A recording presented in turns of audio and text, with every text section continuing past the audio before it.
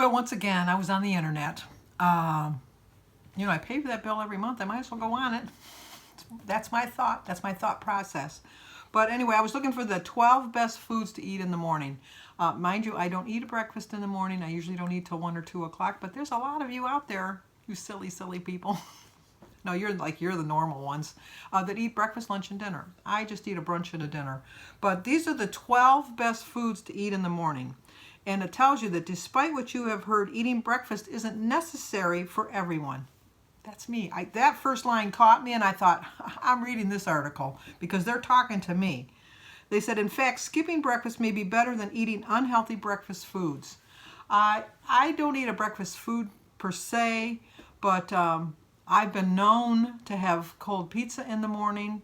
I've been known to have a slice of cake with some ice cream. I've also been known to eat like 4 pieces of French toast, sometimes 6. Isn't that ridiculous? Was it any wonder I got up to 304 pounds? Really 310 because I lost a couple pounds before I joined Weight Watchers. But I used to have sometimes, if there was egg left in the thing, rather than put the egg on the bread, I made an extra piece of bread. It was just, no, I don't need that. I also would have cookies and milk for breakfast. I had all the wrong things for breakfast. When I worked, I told myself I didn't eat breakfast, but I snacked, and I snacked on donuts and coffee cake and things like that. That's not breakfast foods. Those are yummy foods, yes, but they're not breakfast foods. So these are the 12 best things you can eat in the morning, and I was surprised. I eat most of them, even though I don't eat them in the morning. Number 1 is eggs. I have an egg every day. Studies have shown that eating eggs at breakfast increases feelings of fullness, reduces calorie intake at the next meal, and it helps maintain a steady blood sugar and your insulin levels. Egg has a lot of protein, so that's why it holds you over. They found in one study men who ate eggs for breakfast felt more satisfied and took in fewer calories for the rest of the day. The egg yolk contains lutein and zeaxanthin. These antioxidants prevent eye disorders like cataract and macular degeneration. But you know what? I still had a cataract, so I kind of doubt. Well, I didn't start eating eggs till later in life, so I can't really judge that study. But I don't know. That one I don't know. In fact, eating eggs may reduce heart disease by modifying the shape of bad cholesterol, increasing good cholesterol, and improving insulin sensitivity. So that's a good thing for the eggs.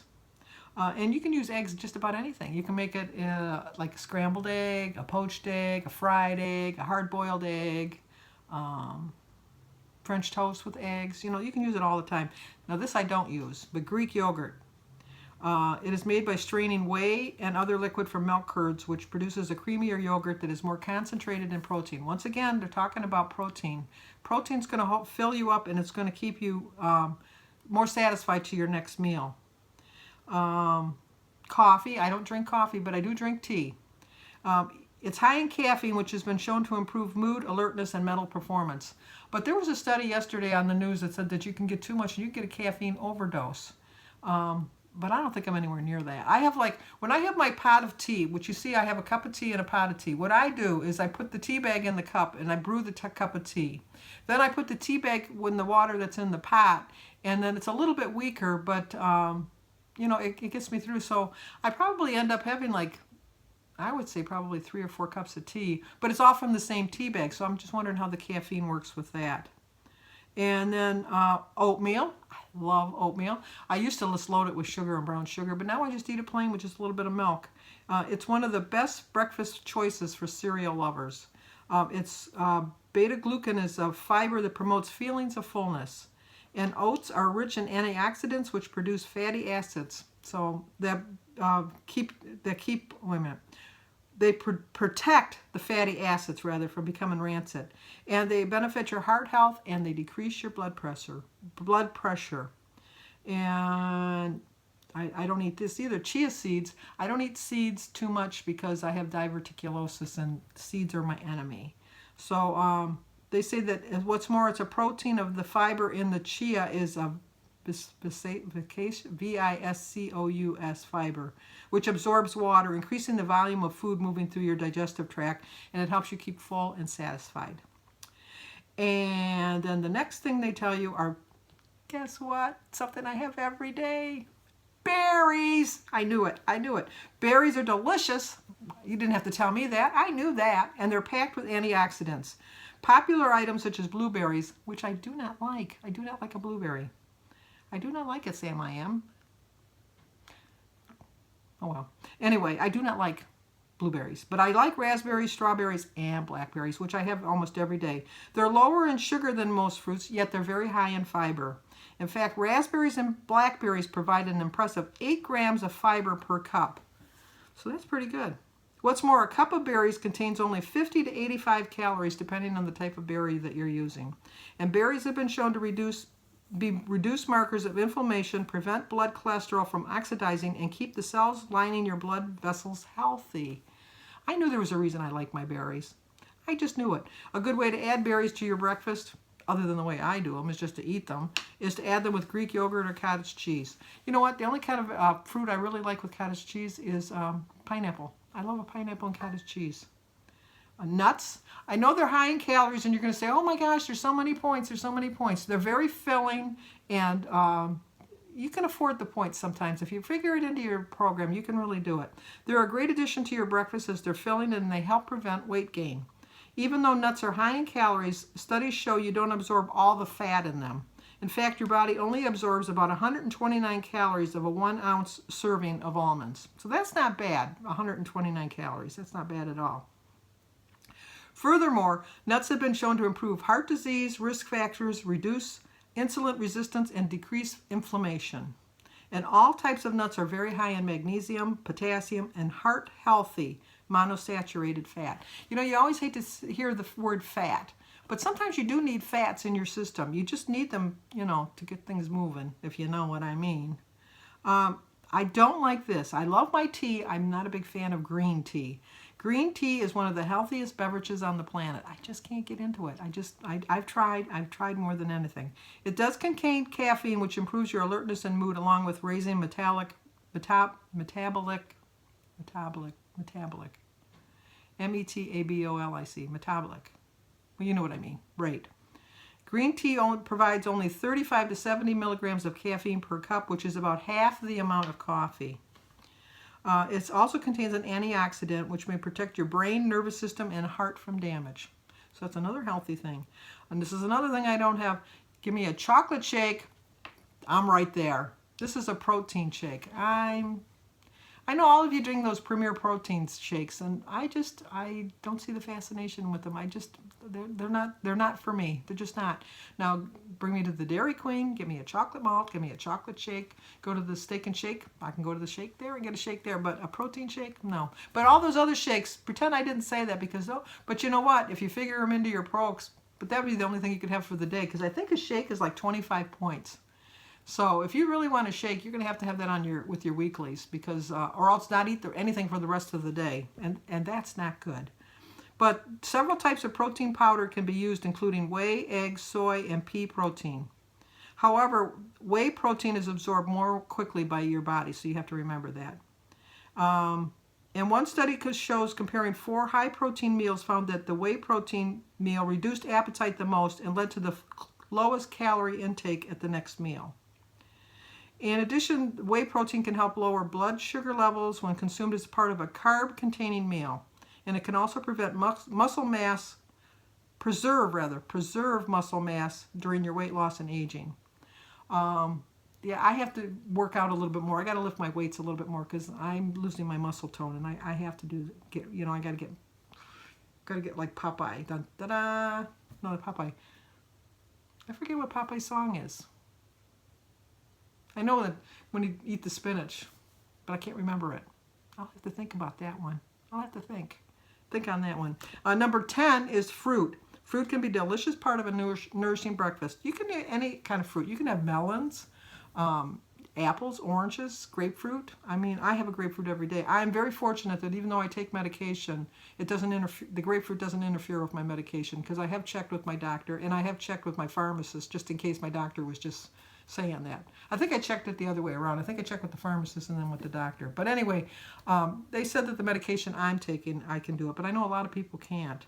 But citrus fruits are very high in vitamin C. In fact, one large orange provides more than 100% of the recommended daily intake for vitamin C. You don't want to get the orange juice, because they've taken away the pulp and the actual concentration of the fruit itself. 1 cup of chopped fruit provides about 80 to 130 calories, depending on the type of fruit that you're using. And it's also very filling due to its high fiber and high water content. And you can put fruit with eggs, cheese, cottage cheese, or Greek yogurt for a well-balanced breakfast that will sustain you for hours. I love cottage cheese, but I would never eat it at breakfast. But flax seeds, I know Dr. Oz is always saying about putting flax seeds. I've never tried flax seeds, so I can't tell you one way or the other. They're rich in viscous fiber, viscous, V-I-S-C-O-U-S, that word again, I gotta learn how to say that, which helps you feel full for several hours after eating. Flax seeds provide insulin sensitivity and reduce blood sugar levels, as well as protect you against breast cancer, which runs in my family. That's why I get a mammogram every year.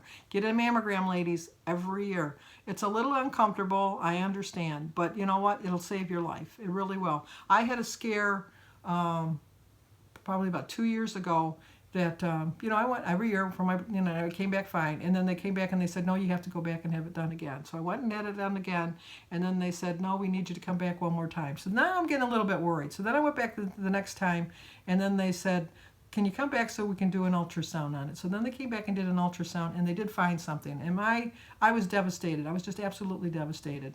And I didn't think it would hit me, but it hit me. I started crying. I had to go in for a biopsy.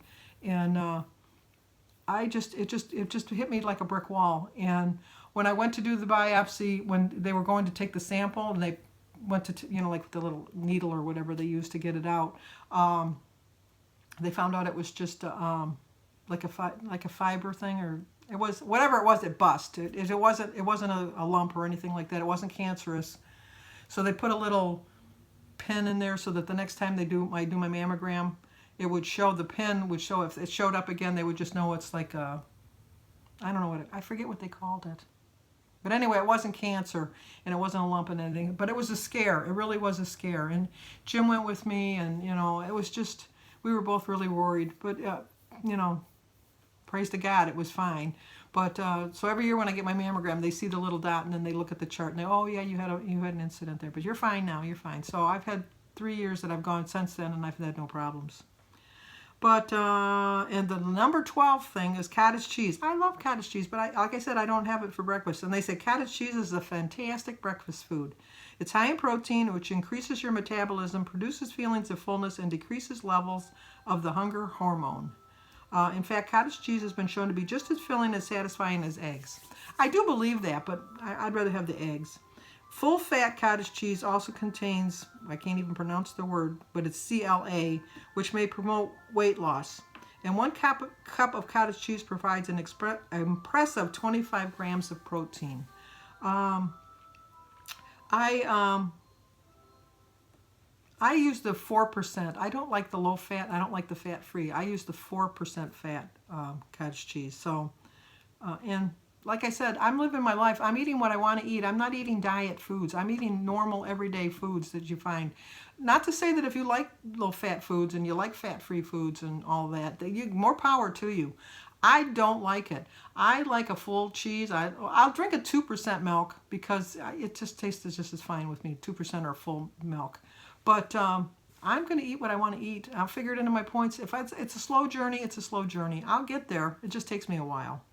And the bottom line is whether or not you eat breakfast is a personal choice. Despite what you may have been told as a child, skipping breakfast does not necessarily have negative effects as long as you eat a balanced diet throughout your day. I know I only eat 2 meals, but I do think that I eat balanced foods, and I think I do pretty well with it. I have my bad days. I'm not saying I don't. But every day, make sure to start your day off right by fueling your body with the healthy and nutrient-dense foods outlined in the article, which is what I do. So I hope that helps you out. It's the 12 healthy things that you can eat for breakfast and for weight loss. And we'll see if it works. Works for me. That's all I can say. So I will talk to you guys on my daily vlog tonight. That should be posted about 10:30. So I'll see you then. Oh, give this video a like. If you're new to my channel, please subscribe and comment and share if you think somebody might be interested in it.